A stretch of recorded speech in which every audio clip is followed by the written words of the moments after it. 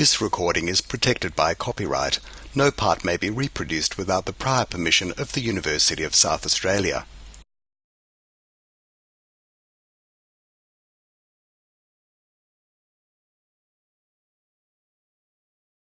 Good evening, everyone.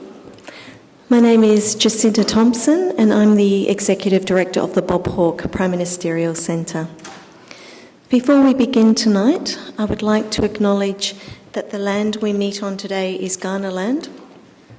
We wish to express our respect for the Kaurna people, their elders and ancestors, and acknowledge the spiritual and cultural relationship the Kaurna people have with their traditional land. I would like to welcome you all here tonight on behalf of the Hawke Centre and the University of South Australia. We are absolutely thrilled to be co-presenting this event tonight with the National Trust of South Australia.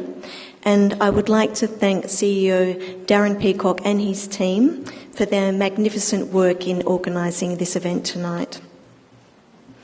We're certainly encouraged with the response to tonight's event, indicating that there is an interest and passion for our state's heritage.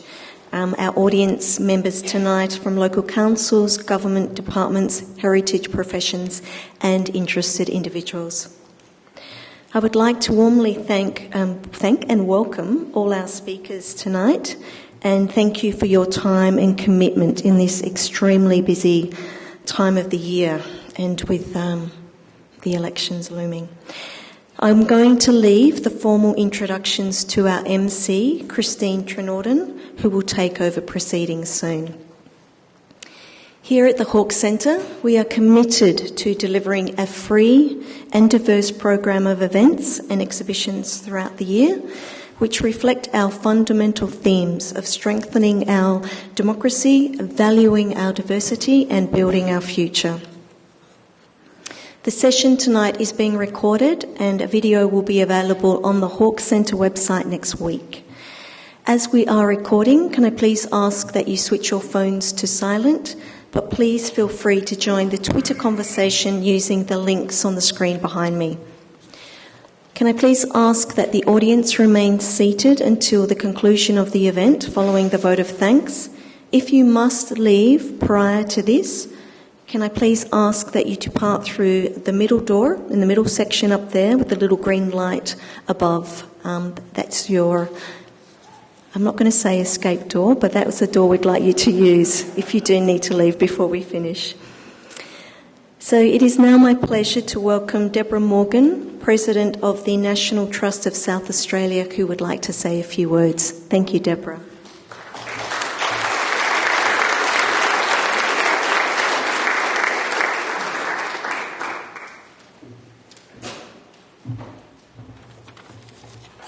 Good evening, everyone. As you heard, I'm Debra Morgan, the new President of the National Trust of South Australia. On behalf of the Trust, thank you for valuing heritage and being part of this occasion. Welcome to you all. The National Trust was established by legislation back in 1955, and essentially its statutory purpose is to protect our state's built and natural heritage. And in order to keep the topic of South Australia's very precious heritage alive during our state election period, National Trust arranged this public forum, Valuing Heritage. And in light of the election, the Trust has put together a heritage wish list calling on our political parties to commit to strengthening and simplifying heritage protection and to invest in Adelaide's landmark buildings and in heritage tourism. You will find the Trust's heritage policies and those of our political parties in our magazine, Heritage Living. You should have received a copy of this as you came in. If you didn't, please approach one of the people wearing the National Trust badge. I think you will find the contrasting heritage policies interesting reading. I'm looking forward to spirited discussion on a number of heritage-related issues this evening. And I'm now going to hand over to Christine Trenorden, former Senior Judge of the Environment, Resources and Development Court, who will most capably, I assure you, direct the heritage traffic tonight. So thank you, Christine.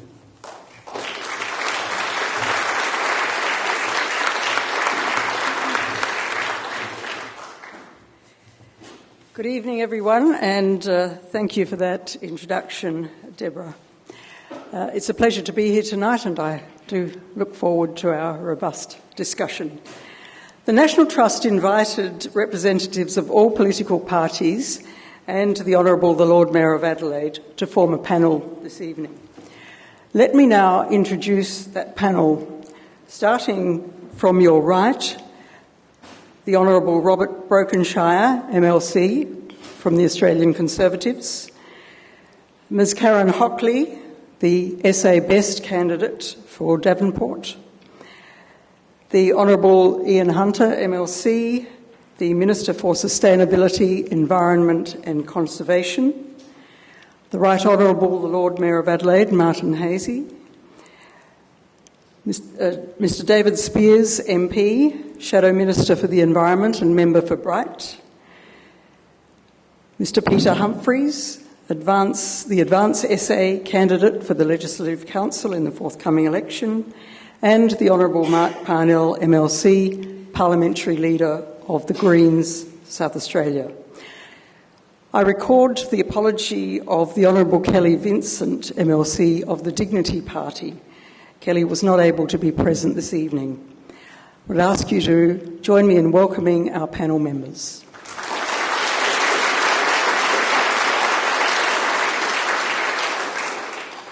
The National Trust posted an open invitation to the community of South Australia and invited questions for our panel tonight. In the interests of time and relevance, we've had to be both selective and to some extent edit the questions.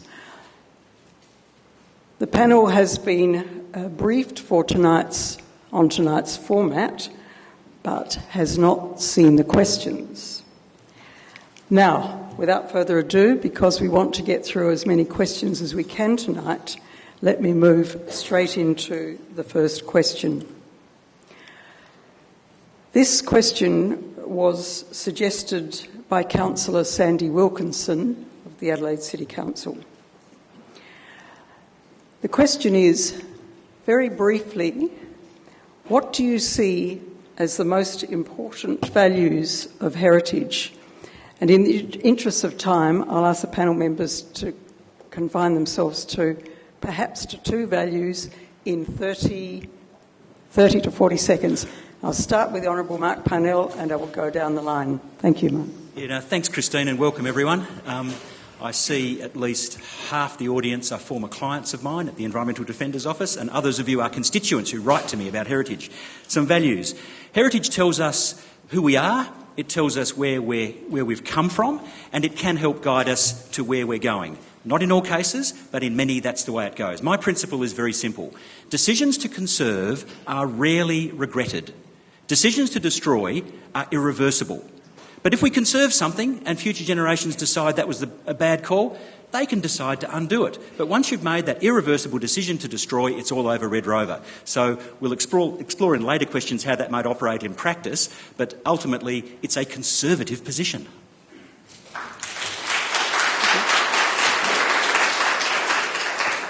Can I just ask you perhaps to hold your applause until we've got right to the end of the question? Mr Humphries. Well, I'm sorry. I'll endeavour to... I would endorse everything that Mark just said. I think heritage is vital to the well-being of a community, and that is everything from the major state heritage listed items to more locally listed lesser significant buildings, but nonetheless I think they all go to the fabric of the community, and I happen to live in Norwood, and there are quite a few houses of no great moment, but other than their age and that they indicate a particular time during the development of Norwood as a town, a little village originally and now a suburb. So I think across the board, heritage is vitally important to the ongoing sense of community, and I'm fully supporting of it. Thank you. Next, Mr. Speirs.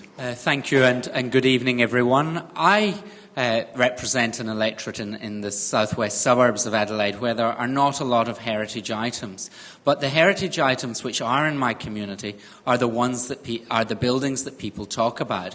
People don't point and look and ask questions about number 12 Gannett Court, Hallett Cove. That happens to be my parents' house. But they do point and ask questions and are curious about Perry Bar Farm on Coelho Avenue in Hallett Cove. Heritage, especially built heritage, creates a sense of place, it creates a sense of identity, it can create a sense of well-being because of that. And for those reasons, heritage is worth preserving. Thank you. The Lord Mayor. Heritage is like a mirror which reflects ourselves and reflects our history. And I think we must never forget that history is extraordinarily important to all of us. And if we don't know where we've been, how will we ever know where we're going? But it's also like an anchor. In a very fast, rapidly changing world, I think history gives us that sense of stability. So for so many reasons, including aesthetic ones, because many of our heritage buildings are beautiful, and that's why they're important to us. But I also think it's economic, and I think there is a very strong tie between heritage and tourism and employment. And that's incredibly important, and it's not articulated enough through policy, through public conversation. If you look at the restoration of a heritage building, it employs a lot of people with specialist skills, and heritage also preserves craftsmen. Thank you. The Minister. Thank you, Judge.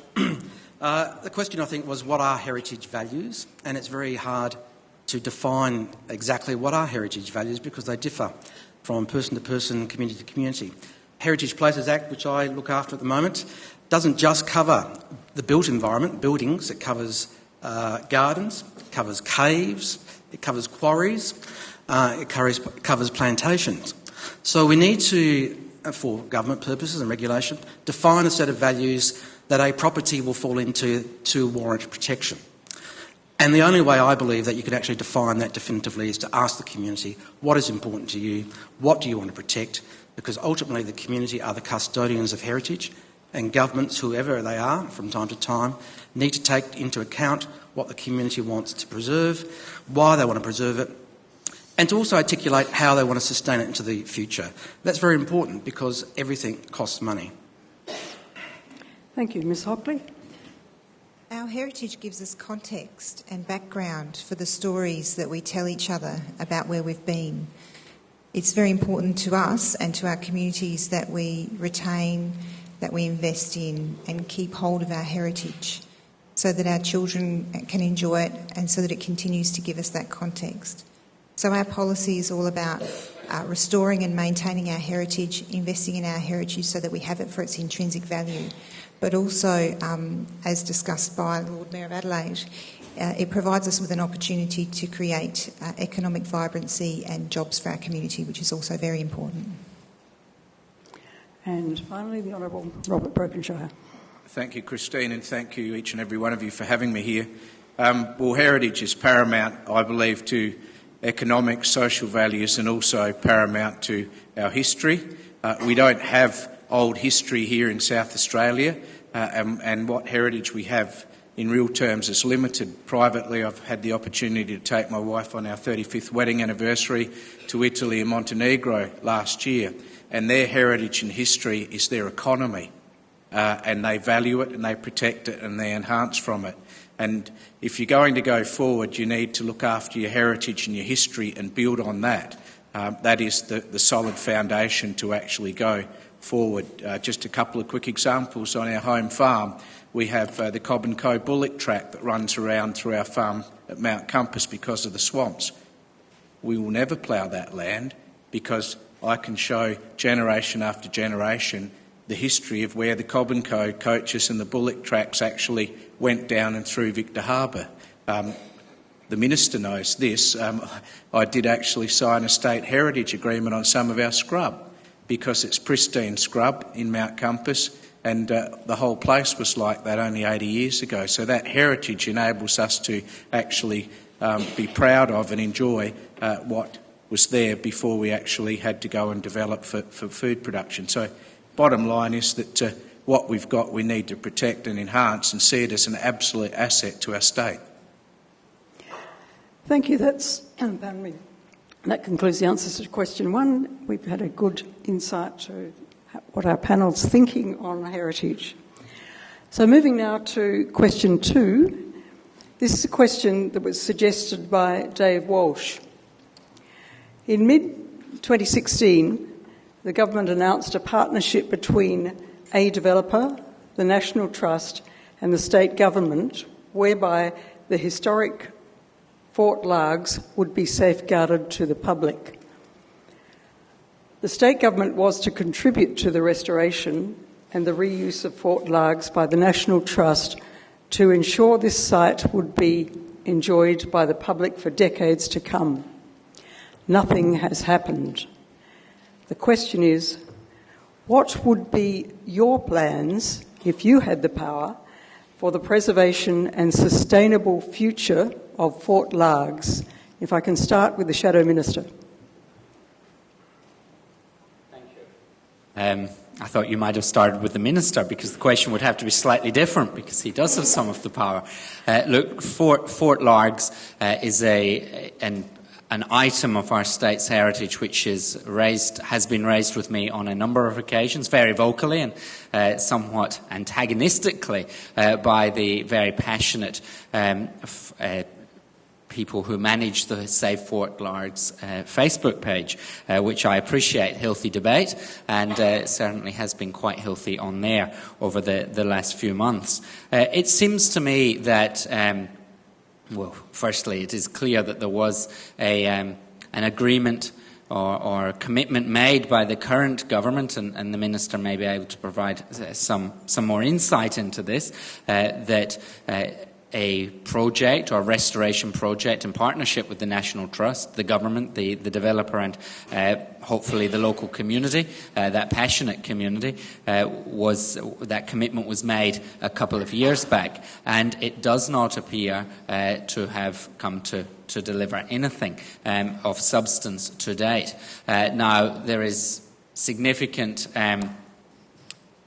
development potential, commercial development potential at that site, and it is my view, and I've had conversations with the National Trust about that I would hope that a Liberal government would be able to advance that development and would enable a dividend from that development to contribute towards a National Trust project to preserve and revitalise the Fort Largs location. Now, preservation is important, but I think preservation which leads to revitalisation is even more important, because that site, while it does need some critical preservation activity expended on it, it is absolutely vital that the potential of that site is unleashed. I think there's potential, huge tourism potential as a destination there. I would like to be able to work in partnership with the National Trust and the local community to deliver that. I have said publicly in our heritage policy statement, which is in your magazine tonight, that I am committed to doing that. That's the extent of the promise. I'm not putting any dollar figures on the table tonight for Fort Largs, but I am making that commitment that I will work alongside the National Trust and the local community to preserve and revitalise that site. Thank you. Minister, would you like to go next? Thank you. Look, my understanding is this is a work in progress. Renewal SA are responsible for the negotiations around the site. Regardless of the outcome, the site is listed and its heritage values for which it is listed are protected. The government has understood and accepts that we will be responsible for its ongoing maintenance and make sure that it's available to the community into the future. My understanding around the slow progress is a negotiation about the dollars. And my understanding is that what has been asked has been unrealistic. And so the people involved will need to come back to the negotiating table to come up with a more realistic proposal to government. Thank you. Mr. Parnell. The starting point, I think, is if we recognise that heritage protection is a public interest regime, your starting point needs to be talking to the public on whose behalf you're doing this stuff. So the consultation needs to be broad and it needs to be genuine. You need to talk to local community, the broader community, the friends groups, the National Trust, the experts. Genuine consultation, not tokenism. Secondly, commercial relationships may well be appropriate, but they're going to be within parameters. And the bottom line is non-negotiable. Sites like this need to stay in public ownership, they need to stay in public control, and the use of those sites needs to be publicly accountable. So I think there are opportunities there, exciting opportunities, as others have said, but we've got to get it right and never lose sight of the fact that we do this stuff for the public and in the public's name.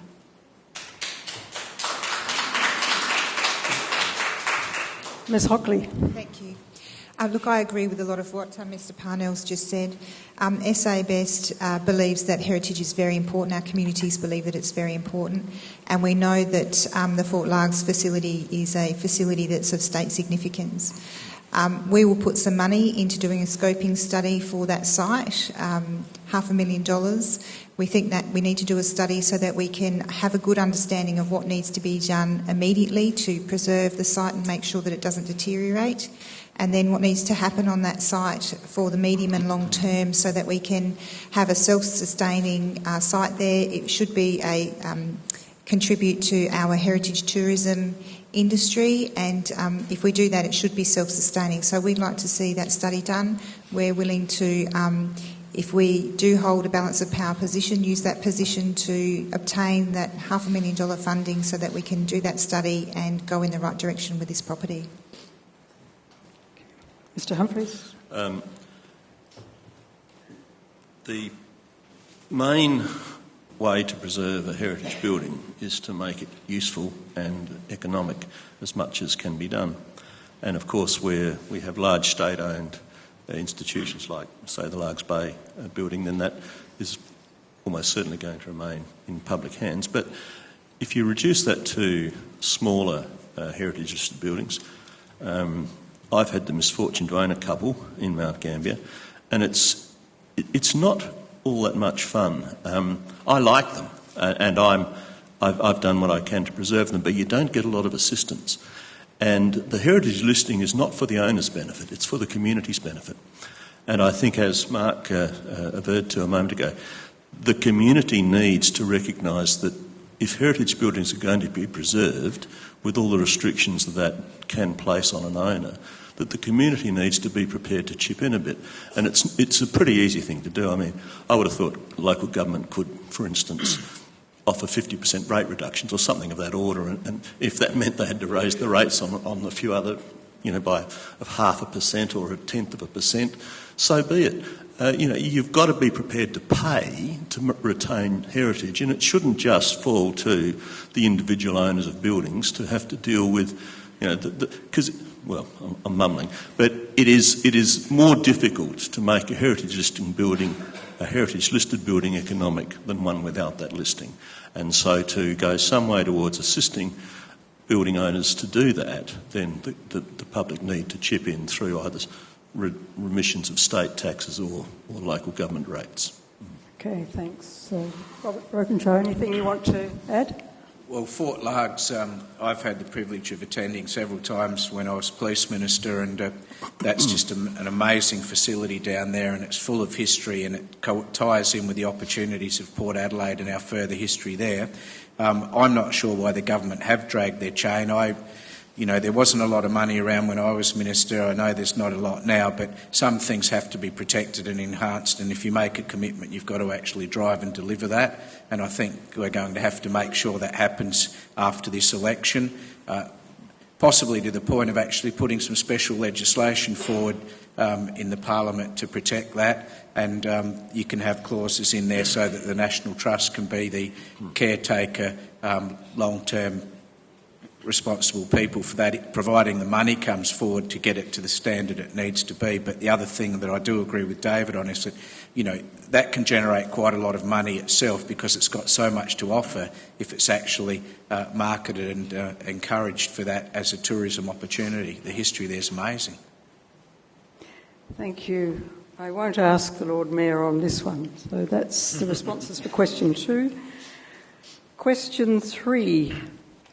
This was suggested by Shane Sodhi, the President of the Adelaide Parklands Preservation Association. And I'll throw it open. What options can you suggest to better protect our unique parklands heritage? Who would like to go first? Lord Mayor. Yes, I will. Thank you. Thank you for your question, Shane. Adelaide Parklands, unique. I mean, they define Adelaide. There's no other city in the world that has anything like it, with that volume and that layout of parkland surrounding our city. So the question is, everything that happens on the parklands must be measured against one essential notion: public land, public benefit. And that is the lens through which City Council looks at every project on the parklands. They are an asset of South Australia. They are an asset which is used by many people for many different reasons. They are enshrined in legislation and must be protected as such. However, we must also look at parklands as an opportunity to make incremental improvements wherever appropriate. We look at projects on their merit. Now, whether that is improved landscaping, a public park, an improvement to a playground, an improvement or refurbishment of a sporting facility, but against the notion always of public land, public benefit. And our greatest concern about the parklands, I must say, is the riverbank. And in terms of what's happened in the riverbank over the years, over a protracted period of time, is that the definition of public land and public benefit in the riverbank most especially has been changing over the last 2 decades. There are other parts of the parkland where it has not at all. So I would suggest that the lens is to always look at it in those terms, to always defend, of course, the legislation in which it is enshrined, and also to manage a strong public conversation about the value of those parklands in terms of their uniqueness to our city, uniqueness to our state, how they cool our city from a temperature perspective, how they attract tourists, and how in so many ways they are the back garden for the residents of the City of Adelaide, a residential population which will only grow, but their relevance extends to all South Australians and beyond.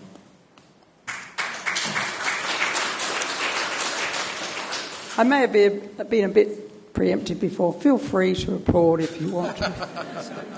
We want some atmosphere. Mark Parnell? Thank you. The 2 words that I always think of in relation to parklands issues are eternal vigilance, because every generation fights the same battles. I agree largely with the Lord Mayor, and I think whilst the current legislative regime for protection is clunky, it does have some pretty good protections in there. For example, they can't declare major projects and things. There is always going to be a call for people to say, the parklands are for all South Australians, so let's get the City Council off there because they only represent small numbers of people. Now, I think we should resist that. And we should resist it because history has shown that whilst I've had my disagreements with Adelaide City Council over helicopter landing in the park, things like that, overall, I think we should be grateful that the council as custodians have largely kept it intact. So my main thing would be we can add to protections, but I wouldn't want to see any regime where the state took over control of it. Otherwise, I think protection would play second fiddle to commercial interests. You say best, Ms Hockley. Thank you. Our parklands are a really important feature of our city. Our parklands are a really important feature of our city. In fact, they are a defining feature of our city. And we've suggested in our policy that they do need special protection.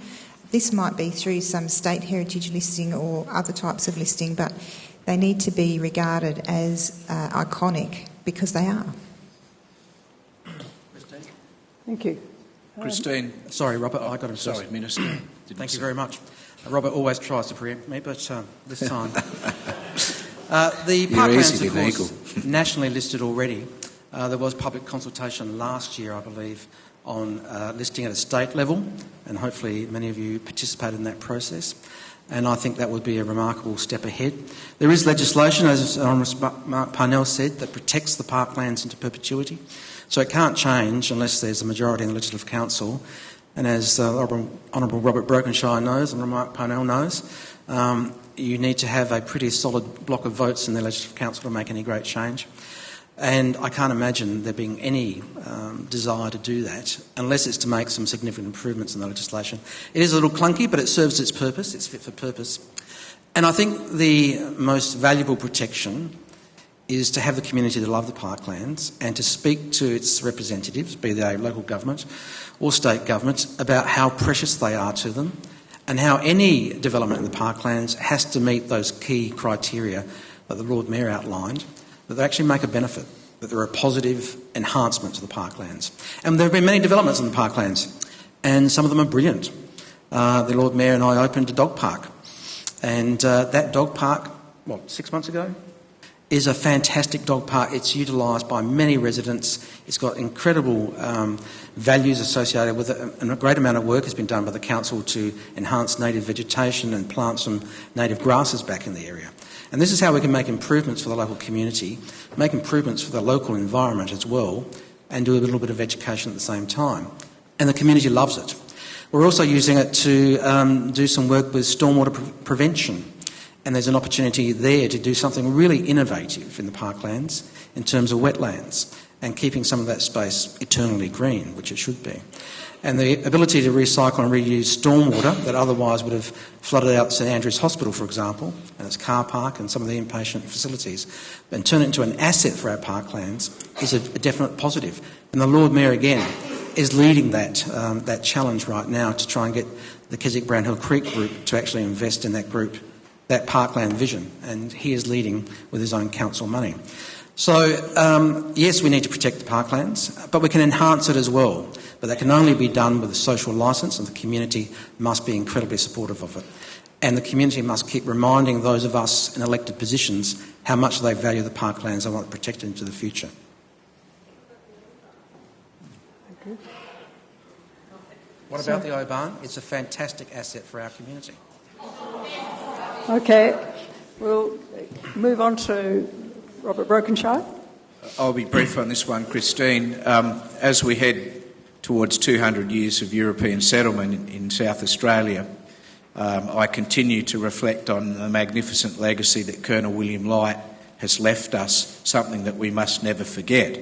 And part of that is obviously around that 1 square mile CBD, the parklands. If you go to Paris and you look at how important the parklands are there for them to exist, they go out there and exercise their dogs, they have their meals out there, their children play out there. The people in Paris, the power of the people in Paris would never allow a government of any colour to actually develop that. We know that, and that's going to have to happen here too, because we've now seen such huge expansion of apartment living in Adelaide.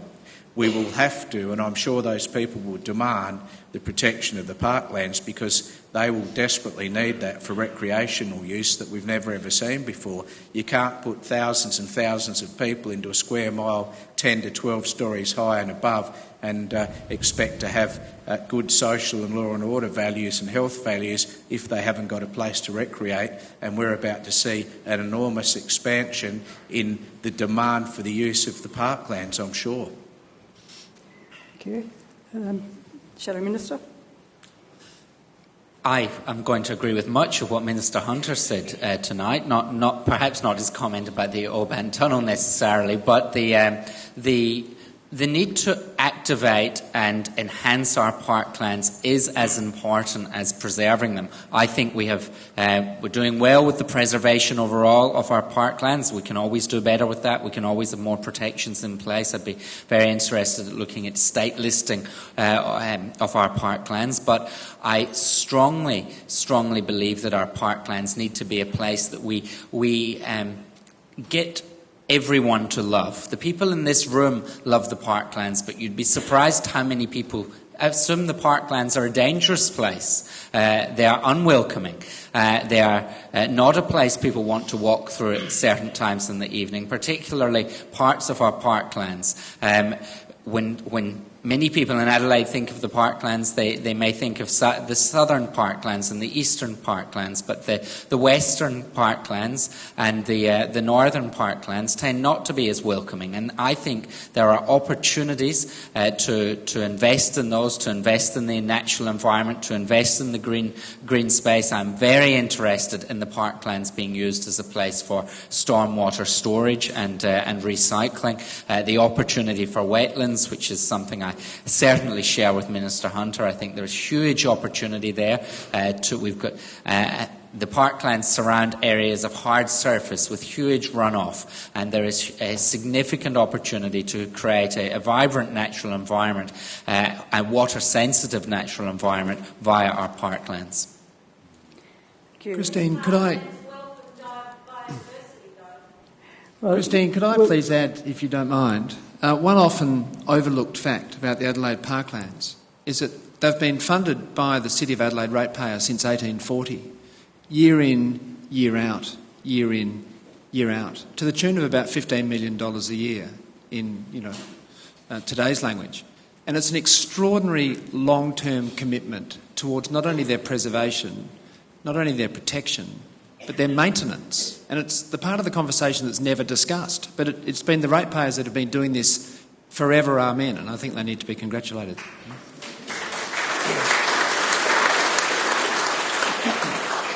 I'll give Mr Humphries an opportunity to comment, and then I'll come back with a supplement. I don't have much to add. Just one comment, though, I think is worth making. The parklands are obviously vitally important and as Martin mentioned, make Adelaide unique. But it's always a balance, I think, and Robert mentioned Paris. Well, of course, in the main parkland in Paris, there's the Roland Garros tennis stadium, there's Longchamps racecourse. So and there are a number of other business activities, restaurants and the like. So these things take people to the parklands, and it's always that balance of not over-developing them, but giving people a reason to go beyond perhaps just sitting in the sun and reading a book. So that's the test, I think, or the challenge for parkland preservation, and it comes back to it's got to be there to be used. And I don't think that there's fundamentally anything wrong with there being reasons for people to go to the parklands more than just the open space, although that needs to be very carefully managed. Thank you. What? No, not necessarily commercial business, but well, it depends, I suppose. If you classified a kiosk or a restaurant as a commercial business, I guess yes. I don't see any real damage in that. As a complementary activity. We've got a lot of it, haven't we, already, with the development around the Adelaide Oval, and there's talk of redeveloping the tennis stadium and those sorts of things.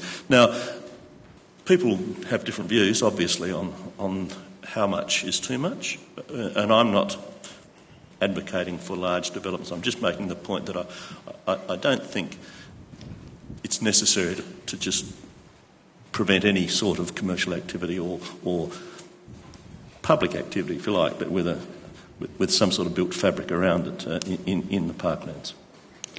Lord Mayor, can I ask you, did the development of the Oban through the parklands fulfil your criteria for development in the parklands?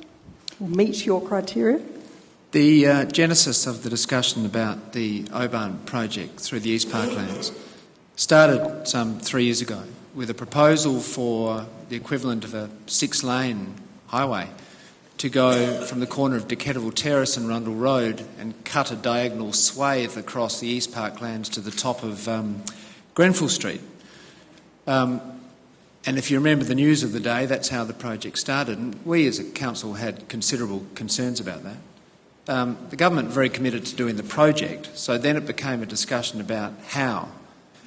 And the diagonal road across the parklands would have then involved the closure of Rundle Road as a give-back of land, so that the taking of the land was somewhat neutral.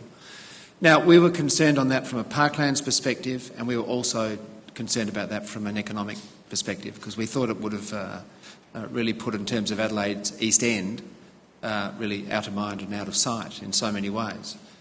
So then that morphed to the discussion about the underground project.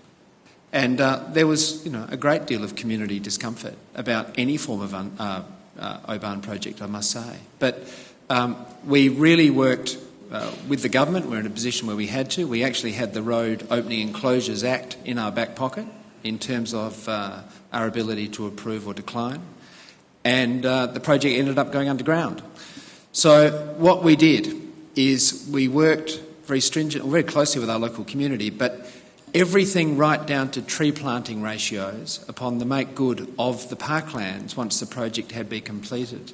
We worked on every aspect of the project to ensure that when it was done, Rundle and of course especially Rymel Park were returned to pristine, better condition than what they were left.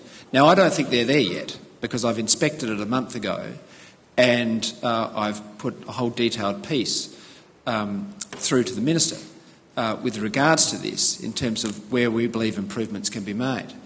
The government were committed to the project. We had concerns about the project. The project from a transport perspective, of course, is good to bring more people into the City of Adelaide. We can't debate that, but we were concerned about how that was going to happen.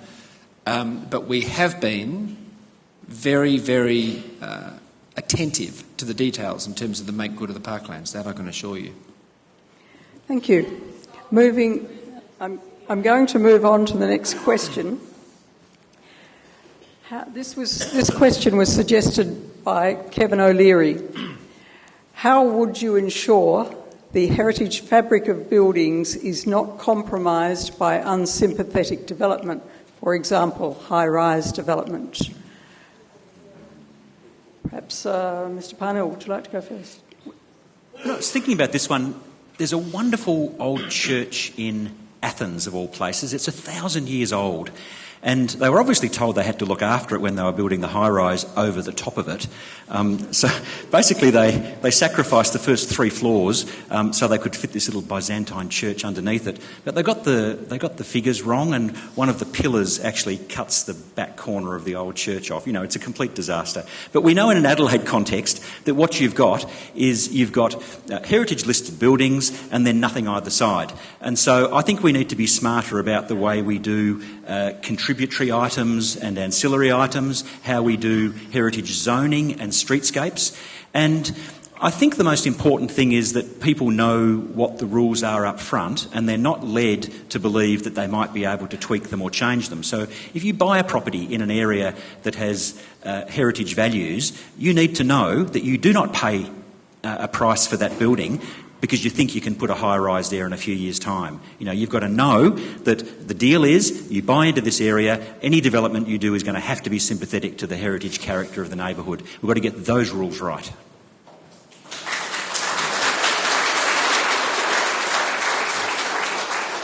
Minister. Thank you, Christine.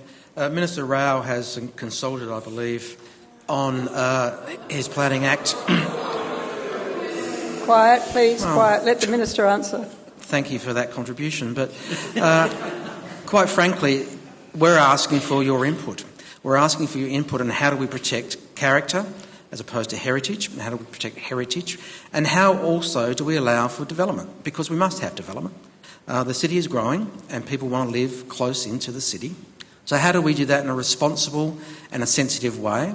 How do we protect the values that we want to protect while still allowing people to live close into the city and not setting up enclaves where people and future generations of young people will never be able to afford to get into?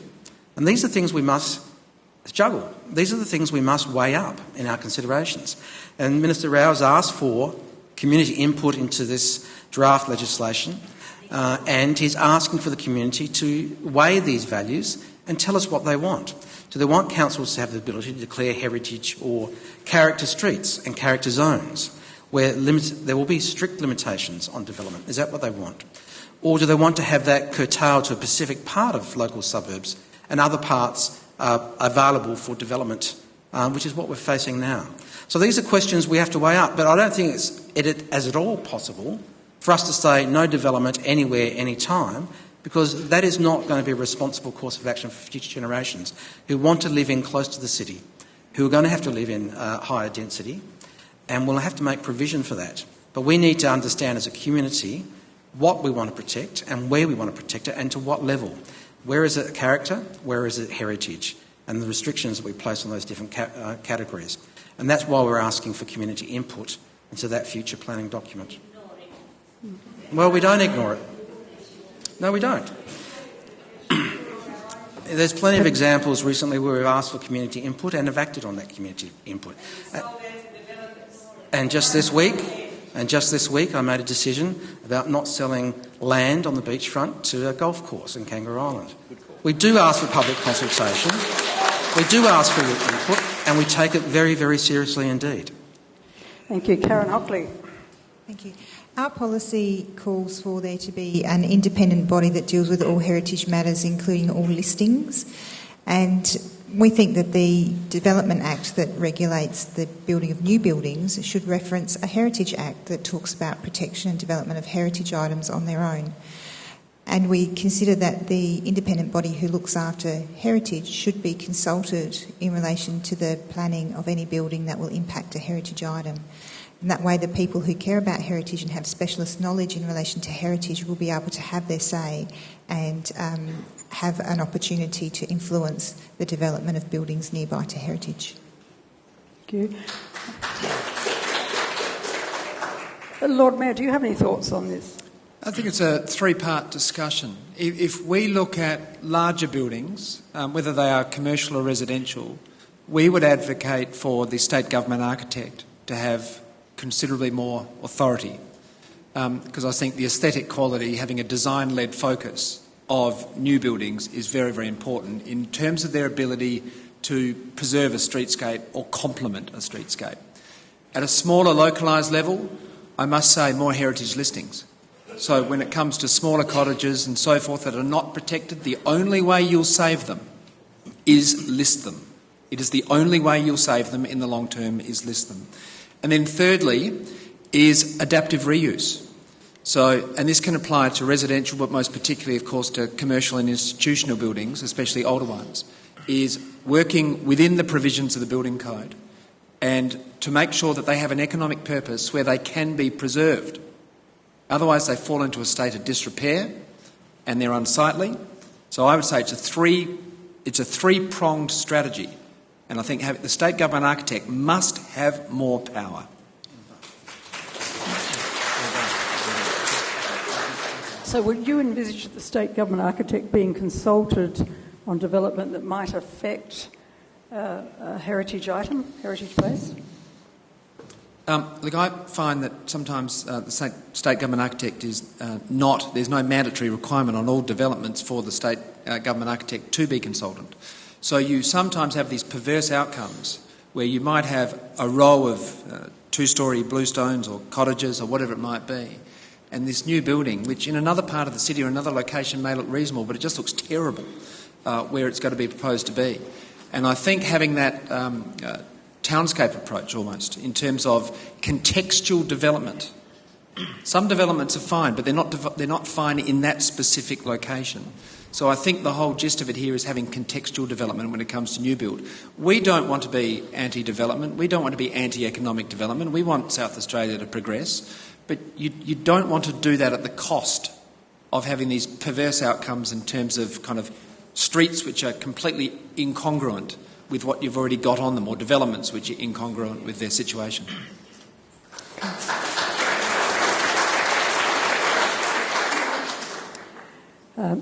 Mr Humphries, then Mr Brokenshire, and then Mr Speirs. I have nothing further to add to what Martin and Mark have said. I agree with everything that they've both put forward. Thank you. Robert Brokenshire. Well, two or three key things, I think. First and foremost, when it comes to the decision-making on... well, first I want to say I agree with the Lord Mayor. Let's map out and let's list those buildings that are agreed by experts and community need to be protected. And in time, by protecting them, they will actually be much more valuable assets. Second thing is we've made a mistake whether we got bullied into it or not, this business of letting the Minister of the day have overriding powers is a very, very dangerous...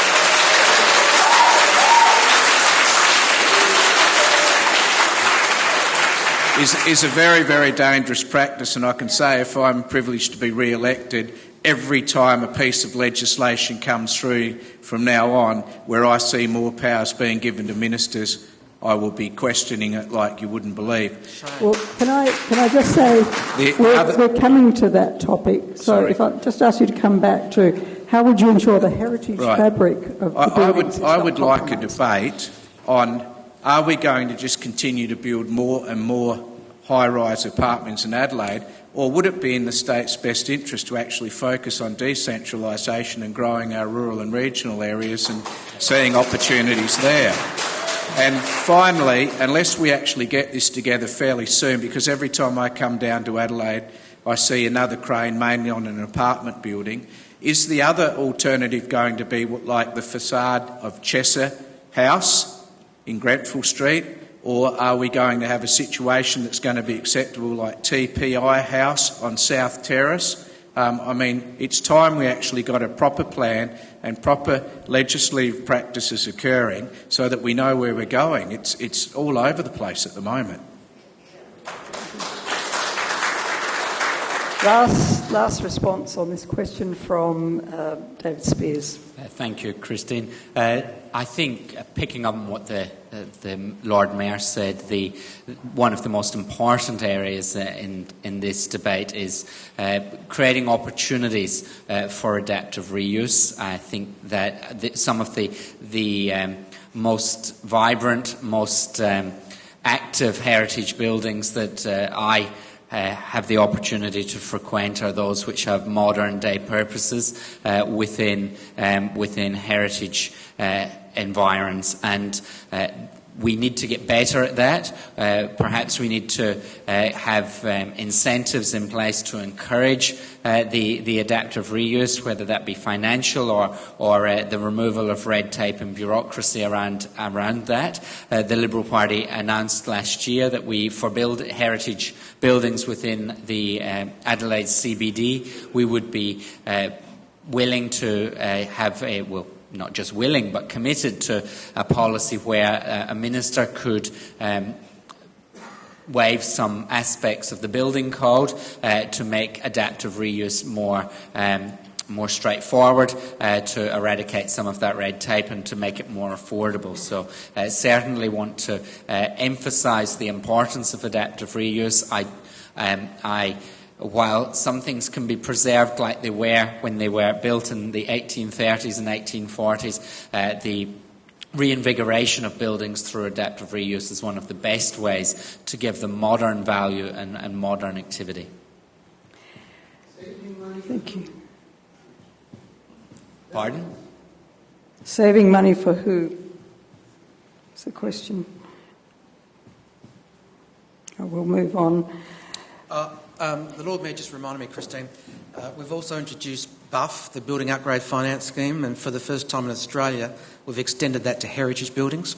So you can utilise the financing mechanism to upgrade your buildings. They're originally designed for energy efficiency and water efficiency, but we've changed the situation so that they can actually be used for heritage upgrades as well. So there's a mechanism that allows building owners to upgrade their buildings and get a recoup on their money and their investments through a mechanism through local government. And we're hoping that will be an opportunity to allow adaptive reuse uptake at a rate that we haven't seen in this city for a while. Thank you, Minister. The next question has been foreshadowed already by Robert Brokenshire. It was suggested by both Rena Russo and David Richard. Under the Heritage Places Act, the Minister can remove or delist a place that has been provisionally listed as a state heritage place by the Expert Heritage Council. And it has happened. We've seen in recent years Union Hall and Morn Church were two places delisted from the provisional list. Do you think, members of the panel, that the Minister should continue to have discretionary power to delist a provisionally listed state heritage place And one example of a building that is provisionally listed now is Brompton Gasworks. Mike Parnell. I'm happy to kick this one off. You'll leave here tonight and you won't remember all of the words you've heard. I'm hoping you'll remember my 2-word slogan, eternal vigilance. And I'm hoping you'll remember my 4-word slogan, easy in, hard out. Now, this is a philosophy that applies right across conservation and heritage protection. Good example, National Park. The Minister can just declare it, stick it in the Government Gazette, new National Park. Can the Minister undo it? No, he has to go through both Houses of Parliament. Easy in, hard out. That same principle applies for heritage protection. I think the Minister should have great discretion to enter places that have been recommended onto the list, but it should be really hard to take them off. And I'm certainly not happy for a Minister to exercise unilateral ministerial discretion to take something off a heritage list. I want that decision to go cranked up to a higher level. Now, whether we have a new heritage body, whether it's Christine's old workplace, the Environment Court that gets to decide, or maybe it's Parliament who decides. But easy in, hard out. No more ministers taking stuff off the heritage list because some big political donors decided they'd prefer to build a supermarket there or something like that.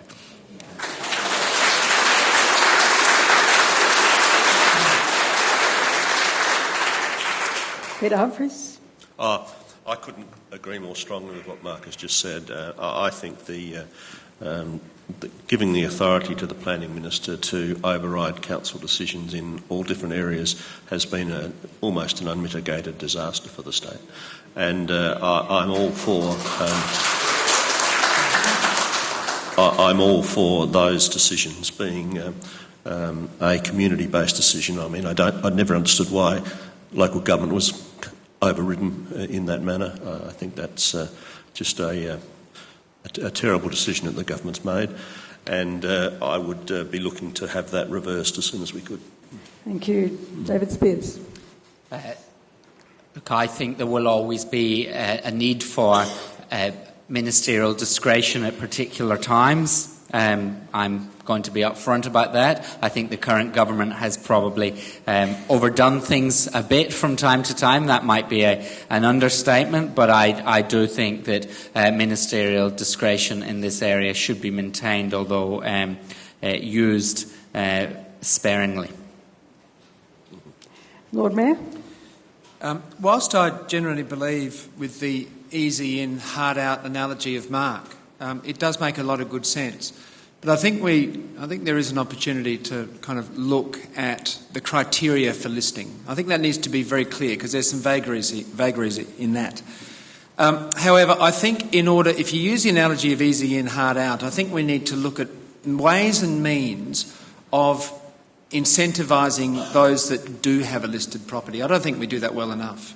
At a local government level, and we're one of 68 through South Australia, but the City of Adelaide's got a heritage incentive scheme, and I think we did 79 projects last financial year, and since the scheme was formed, I think we funded about $15 million worth of projects. But in the larger scheme of things, that's not nearly enough. So I think from a state level and even from an all local governments level, there needs to be more unison to really tighten up this process so that when people do have a listed process, because what my angle is that when there is pressure for a place to be delisted, it's sometimes coming from the owner of the place itself. So I think we need to find a way of rewarding those who have listed properties. And that needs to be, I think, a collaborative effort between state and local. And I think the heart of the matter is funding. And something that we've been an advocate for, and we're a little agnostic as to how it comes about, but we've been watching very closely the Perth Heritage Lottery, which is now operating in South Australia, and you know all the models in the UK.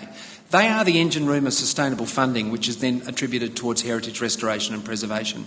We don't have it, because there's not much in the pot in South Australia. So I think we need to have that conversation. Thank you. Karen Hockley, and I'll come to the Minister last. Okay. Thank you. SA Best thinks that heritage owners, private owners of heritage buildings, should be recognised for the additional costs that they spend maintaining their buildings. So our policy includes reductions in state taxes and charges to acknowledge that. We also think that these sorts of decisions should be removed from politicians who could potentially have a vested interest in their heart, and that these listing and delisting decisions should be given to the independent body that I've talked about before to make those decisions, and in fact to make all decisions relevant to heritage items. I think, Robert Brokenshire, you've already expressed your views on this. Thank you. Minister. Thank you. We need some clarity here because some of the speakers, I think, have erred into the territory of local heritage, and the question was about the Heritage Places Act, which I have control of under my portfolio, and the delisting that's been done under the Heritage Places Act. Sorry, and the delisting that's happened under the Heritage Places Act, which is state heritage, not local heritage. And I think whilst concerns are always important they're aired, I think we need to understand how infrequently that happens. I've done it with the Morn Church delisting, and I've done it in relation to the Islington workshops, where we have listed some parts of the railway yard and not other parts. And in some respects, the reasoning I used in both is similar. In terms of Morn Church, we have a very important community that's been in that place, on that spot, for 120 years, servicing the Adelaide community. And they were faced with a very real prospect of not being able to service their property, not being able to redevelop it, not being able to utilise it in any way. The church wasn't being used. And they were caught in a trap of a building that they could not maintain. Now, what they've proposed, I think, is going to be a massive asset for the city. And on the basis of what they've proposed to do, I gave them permission to demolish Morn Church, with some heritage protections in terms of recording the archaeological heritage there and doing some 3D modelling for perpetuity. In terms of the Islington rail yards, there was a heritage listing on many aspects of the yards, including the fence, including some of the mechanics, the machinery that's used to take locomotives from one area to another, and of course some of the building, the structural buildings on site. And what I've done there is say I will list the buildings, but I will not list the mechanical carriage that takes railway carriages from one area to another, because that will have a negative impact on the ongoing railway business that's there and has been there at Islington for over 100 years. And it's important, I think, that there's a continuity of organisations, be they faith-based organisations or industries, with a site, because there is real meaning in the context of a railway business working on the Islington site now and into the future. And if I don't take decisions that allow that to happen, then we'll lose that, and we'll lose the ability to upgrade and maintain that site into the future. There is historical importance in keeping a railway industry and business on a railway site, I think. And in a similar way, there was a historical interest in keeping uniting communities, and formerly, I think, the Methodists and then the Baptists, on site in Morn Place, doing the work and the outreach they did to their community. And so, on balance, I decided it was a good thing to let them develop that site into a mixed-use facility for retirement, for the most vulnerable people in our society to live, and to live side by side with those who can afford to purchase apartments in that development as well. I think that's going to be a fantastic outcome for that community and that faith-based community continuing for another 100 years on site. But we've done it relatively infrequently, and I think there will always be a role for the Minister to utilise that discretion very occasionally on the basis of what is going to be good for the community and that site into the future, weighing up all the concerns that we have about our history and our cultural values and coming to a judgment. I don't think you can do that by committee. I just don't. Thank you. Moving now on to the next question, and because I know the Lord Mayor has to go in about 10 minutes, he will have the first opportunity to respond, followed by the Minister and then the Shadow Minister and then everyone else. This question was suggested by Jenny Bates. Policies relating to the demolition of designated heritage places are not consistent across council areas. The state government has flagged its intention to relax restrictions on the demolition of local heritage places to facilitate development. Question is, Do you think that rules should be consistent across the state? And secondly, under what circumstances, if any, do you think demolition of designated heritage places should be permitted? Lord Mayor.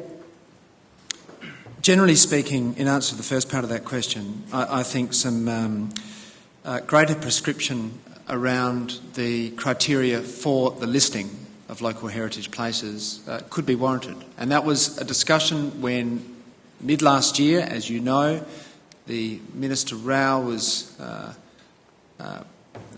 floating a heritage bill.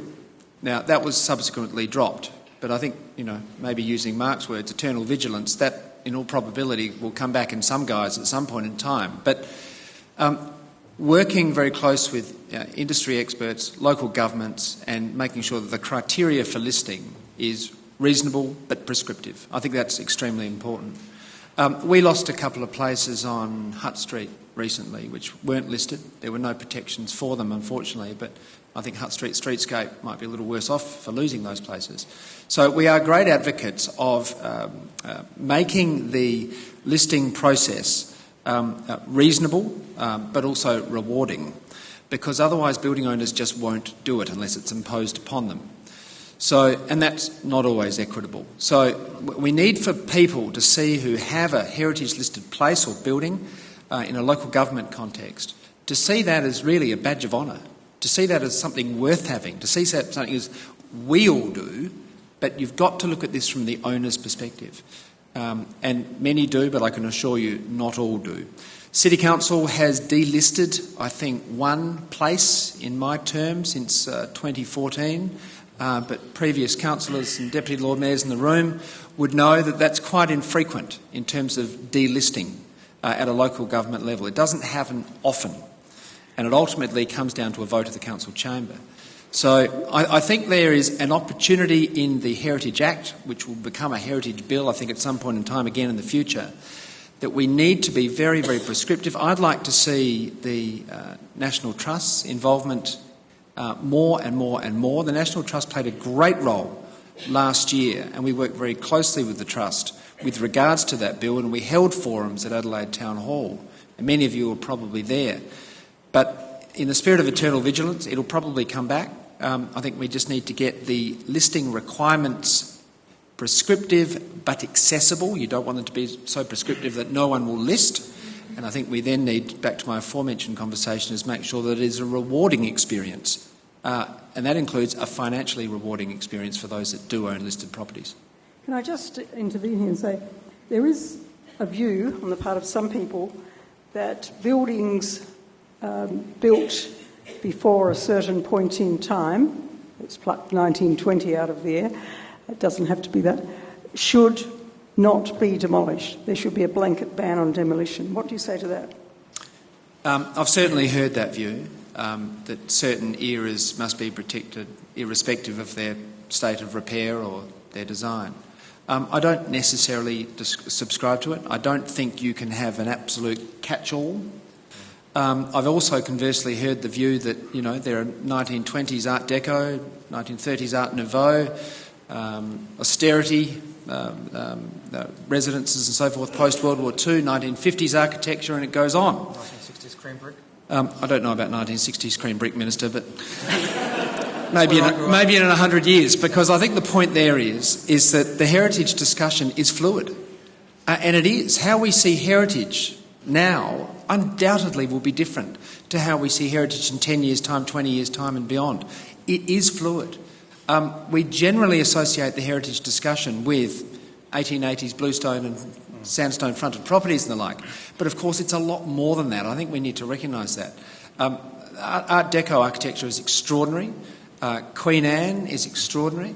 And there are so many of them. And I think they only become more valuable in time, but I think we do need to recognise that it is fluid, and I think the legislation and maybe periodic reviews of the legislation needs to be enhanced in a bipartisan manner. And that's probably my parting comment, is that this must be a bipartisan topic because from all sides, all parts of the community, all local councils, we need to have something which is uniform across the state.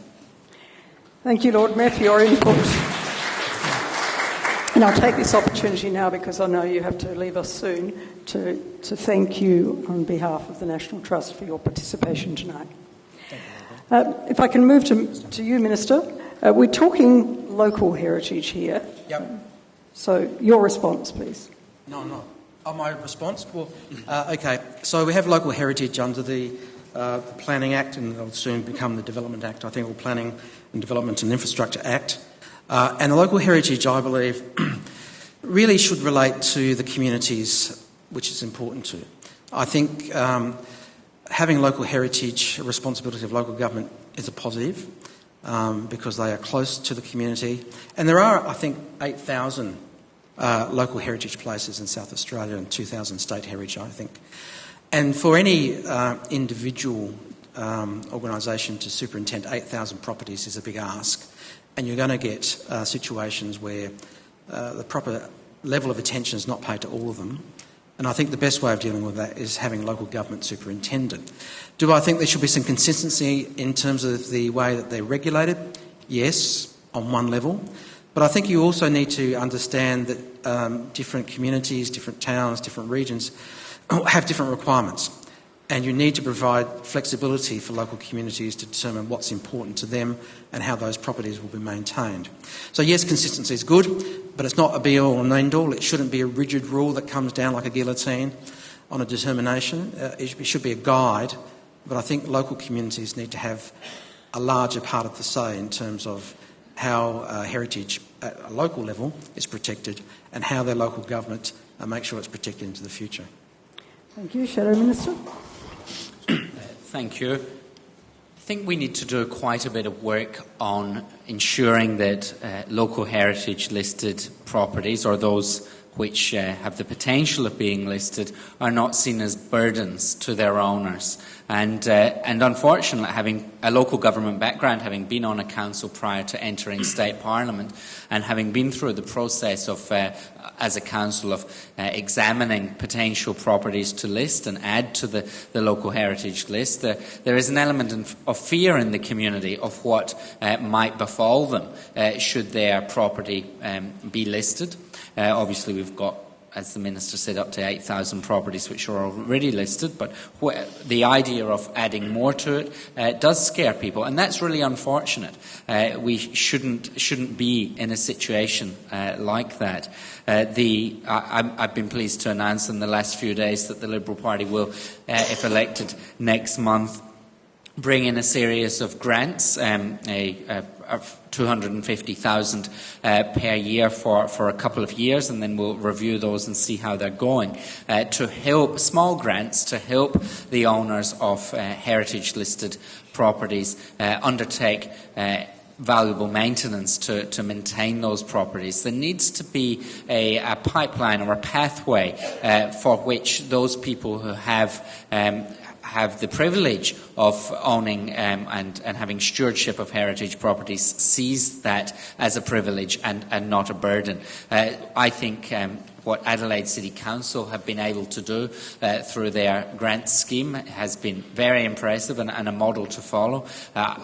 What I'm proposing for state level is a small fund to see how it goes, but I think there's huge potential in state and local government working together with the owners of local heritage listed properties to support those people, whether it be through discounts, through local rates, or the accessibility of more grants programs. Thank you. I'll start at the other end. Robert Brokenshire. Well, I think there needs to be some leadership in this from local government. I think the Adelaide City Council have shown some from their perspective, but the Local Government Association at the moment, I'm told, are going to spend $800,000 campaigning for an issue in a state government election.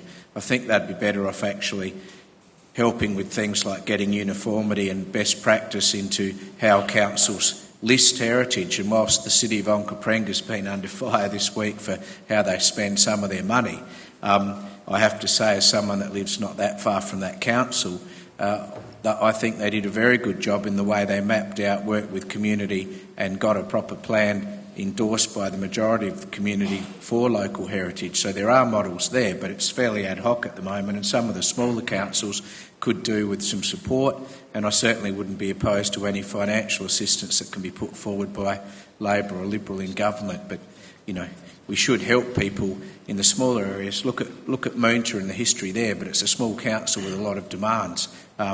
You know, perhaps they could be helped through the LGA. Thank you. Karen Hockley. Thank you. Demolition of heritage places should not be on merit. Demolition of heritage places should be non-complying. The reason why they should be non-complying is that they should be subject to community consultation. And on that point, community consultation should be put back into the Planning Act. Communities are very, very interested in what is going on in places that they're passionate about, like heritage places, and they're very, very interested in what is going on next door. But they're unlikely to get deeply involved in developing plans, zoning plans. So putting that consultation back where the community needs it, when there's a development application going on, is what we need to do.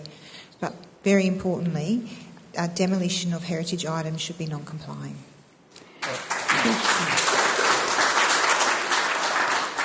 And demolition of heritage places is non-complying, and that's why Escort House can't be demolished. And that's why the state government said there is no way anyone complying with the legislation can demolish Escort House. So it is non-complying now. And that's why the Heritage Act protects the values of that property. Thank you. Mark Parnell. Yeah. I agree with Karen. The idea that a local heritage place could just be demolished on merit, she's right. It's got to go through that proper community consultation process, non-complying, and if they get it wrong, appealable to court. But, Christine, there's some subsidiary parts of the question that you asked as well in terms of, the blanket ban for eras. For example, someone once said to me, Mark, if we don't protect any 60-year-old buildings, they will never get to be 160. And but I'm not suggesting that, we always laugh at the triple-fronted brick veneer, but there is something in that we do need to make sure that we don't completely ignore anything unless it's super old. But part of the original question was, what are the circumstances in which it might be appropriate for local heritage to be demolished? And I think Minister Ian Hunter, talking about the Morn Church, I got a lot of correspondence how terrible it was, but he makes the excellent point that it was a prime city site, occupied by the same people forever, well not forever, but European settlement terms are a long time, who had good things they wanted to do and they were being held up. That might be the sort of example where it does have to go. I say easy in, hard out. It's not easy in, impossible out, but what I want it to be harder than simply, unfettered ministerial discretion, for example. I want there to be some rigour and some checks and balances. Thank you. Peter? Peter Humphries, anything to add? No, I've nothing to add. Okay, sadly we're running out of time. We come now to the last question. Now, as your facilitator tonight, I've invented something new, and that is the facilitator's prerogative to ask the last question. So, the iconic Martindale Hall features on the front cover of Heritage Living, which you've all picked up coming in tonight. It's a state heritage place. The property is a conservation park, meaning under the legislation that it's to be managed with the objective of preserving the historic site and its structures. And it's also subject to a charitable trust in favour of the people of South Australia for them to have access to Martindale Hall for as long as, quote, they demonstrate they so desire, unquote. My question is first directed to the Minister. Do you see any heritage benefit in legislating to, firstly, abolish the conservation park status of the land, and secondly, abolish the charitable trust? Yes to both. The land, of course, is grazing country, and there is very little biodiversity value in the land. It was a small part of the land that was part of the original estate. which was given to the University of Adelaide, and the University of Adelaide took all the juicy bits of the estate and cashed it in and gave us Martindale Hall and some of the lands around it, and no money to maintain it. And so we've had it on our balance sheets all this time and have been maintaining it as best we can, and we have currently caretakers in there now that keep it open for the public.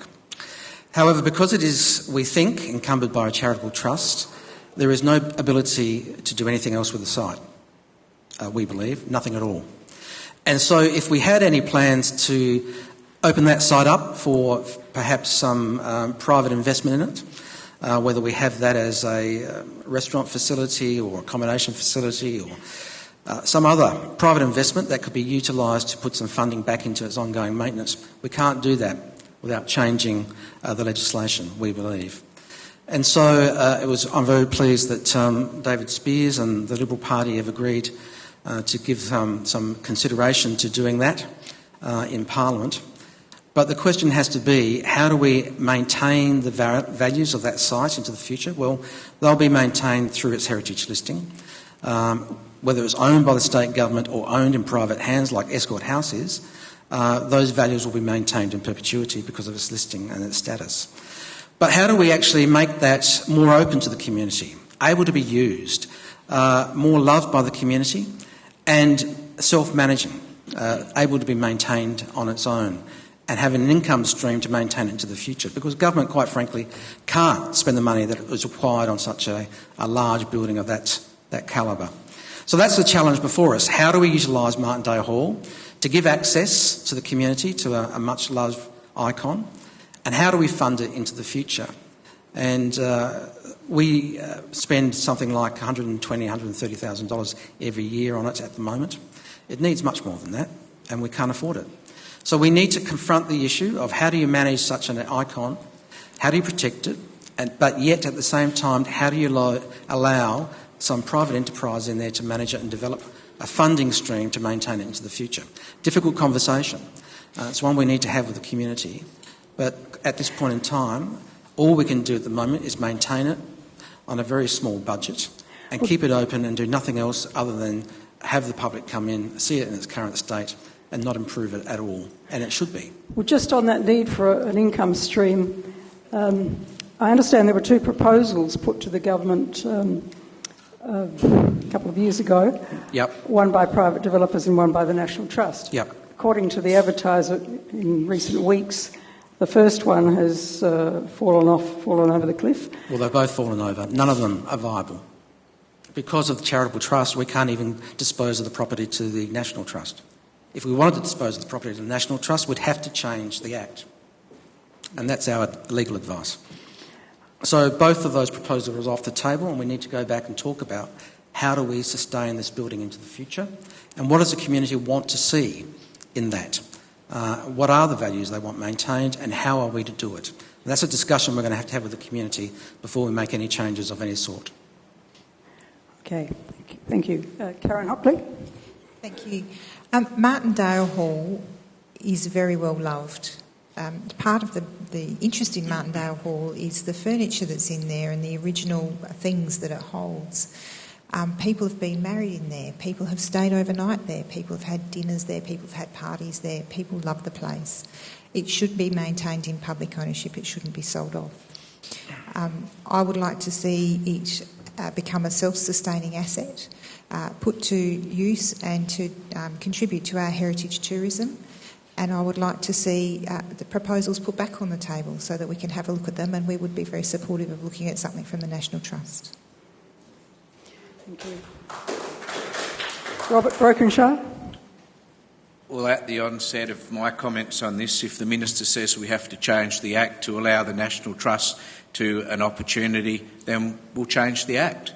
That's not that hard. We've got a Parliament that can democratically look at that. Don't just rule it out because the Act needs changing. I was very, very pleased to present petitions and work with the National Trust on this. Look, I was privileged to go to Beaumont House on Glyndebourne Road, the headquarters of National Trust, between Christmas and New Year, to a Nigerian wedding.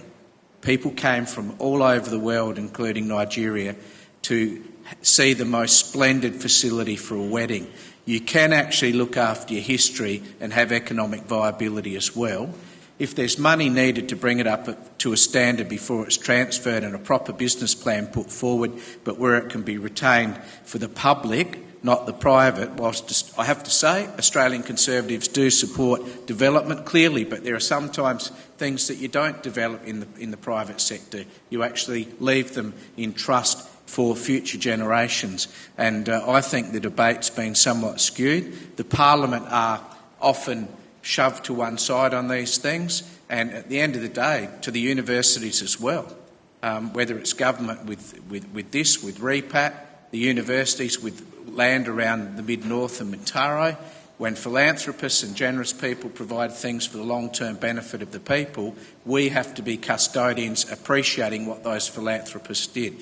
This is not an impossible situation at all if the will's there, and let's challenge the Parliament after the election if the best way to go is the National Trust. But the final point on this is, if you can pork barrel right at the moment in seats where you can give a playground in the town for $87,000, you can put $150,000 into upgrading an oval, and then just to make sure you might get a chance at holding that seat, you can throw over $100,000 at the bowling club, you can get Martindale Hall up to a standard and then look at a business plan. So we've heard or this. Robert, we could do what you did, which was build an ambulance station in your electorate. Well, we've I heard won't this. this time now, but the lives of the people in my I'm going to electorate were move held on. at risk by your government. So we've heard this bipartisan support from the Liberals on this. Can I ask the remaining panel members, does anyone see any danger in legislation abolishing the conservation park status or and the charitable trust? Any danger for Martindale Hall? Mark Parnell? Not danger. I was going to say I've been supporting the National Trust's bid, and I was surprised to hear it had fallen over. But I think Rob's right. If the only reason that it's not a goer is because we need to fix the legislation, well, we fix the legislation. But I think the Minister also, does make valid points about the difficulties, and I know I've spoken with the National Trust on different issues, and bequests can seem fantastic, but you can end up with something that, the house and the land arrives, but no money to look after it, and so it can be a wicked dilemma for people like the Trust, who we entrust with the role of looking after some of this stuff. So it's not always that straightforward.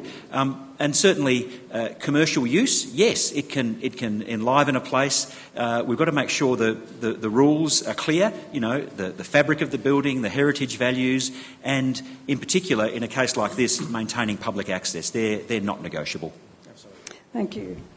Peter Humphries? Well, there was a time, of course, when Martindale Hall was generating a commercial stream. I don't know how much it was and how it stacked up against the cost of maintaining it. But I've been there for a weekend, and they, with a group of people, and we stayed there, stayed in the house itself, and they provided dinner. And this was a few years ago now, but whether that was a sustainable business model, I don't know, but the people that were there operated it for quite some time. So I don't understand that it can't be done. Of course, it's hard. I mean, Martindale's relative isolation and distance from a large metropolitan or a large population base makes it hard, and that's probably never going to change. But just briefly, we're nearly out of time. Right, okay. No, well, I'll wrap it up. I mean, it's very hard to do this, but there's certainly, it's not without hope. Thank you. David Speirs, anything you want to add in just 30 seconds? Martindale Hall is a special building. It's worth protecting. It has heritage listing, which should protect it. I was happy to work with the Minister. His advice is that the Charitable Trust and the Conservation Park, which is wrapped around that hall, inhibit its revitalisation. I've heard that there is other advice which says otherwise, but I am the first advice is the advice that I've received from the Minister. I've been happy to work with that to date. I think Martindale Hall is a property with huge potential, which is nowhere near reaching that potential at the moment. Whether that potential is in a partnership with the National Trust going forward, and they have got very good ideas for it, or whether it's with something else, Martindale Hall needs to have that potential unleashed. I am very committed to doing that if I become the Minister, and if working with the National Trust is part of that, that's something I am very happy to commit to publicly. Thank you. Well, it's that time. We could go on talking about heritage matters for some time to come, but I was asked to keep this to time, and we have literally run out of time. Can I say that on behalf of the National Trust and all of you, we are very grateful to our panel members for willingly making the time to come along tonight and to respond sight unseen to the community's questions and discuss heritage items.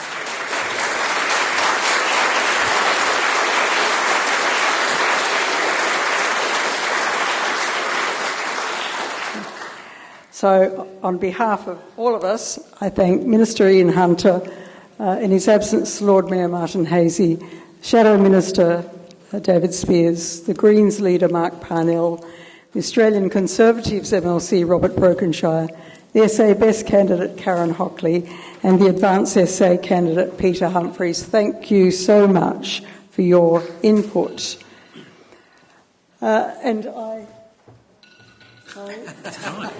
It's time. Can I remind you that it's not responding to... Bucket of water. Can I remind you that there will be a podcast of this event available on the Hawke Centre website from next week. So it just remains for me to thank all of those who took the time to submit questions. As you can see, we couldn't, and you will know if you've watched Q&A, you can't actually get through many questions in an hour and a half.